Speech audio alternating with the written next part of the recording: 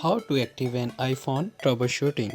Congratulations, you got your new iPhone. Now it's time to activate it and start enjoying the Slack new tech and maybe make some phone calls too. While the easiest way to activate a new iPhone is from the carrier store.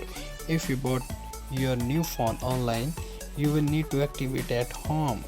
You can activate your iPhone using wireless or cellular network connections or by using iTunes on your computer. Number 1. I'm getting prompt to enter an Apple ID and password during activation.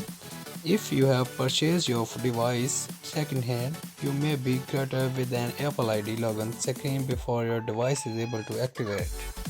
This is the activation lock and it's designed to prevent thieves from the activate stolen iPhone. If you encounter this, you have need the previous owner to remove the iPhone from their account or have them sign in on iPhone.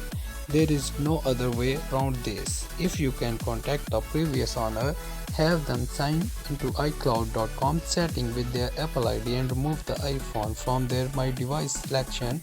This may allow you to activate the iPhone as your own. Number 2. I am getting a no SIM card insert or invalid SIM message. There are a few things that may be caused that error. Try toggling airplane mode on and then off again. Open the setting app, select journal and then about download any available carrier setting update. Try removing and resetting your SIM card. Ensure that your iPhone is unlocking. If you are using a SIM card from a carrier different than the one you got your iPhone for. For example, if you have an iPhone that you got from AT&T and you have trying to use a version SIM card, you have need AT&T to unlock your iPhone first. Number 3. I keep encountering error when try to activate. If you cannot activate your iPhone no matter what you try, you may be able to fix the problem by restoring it.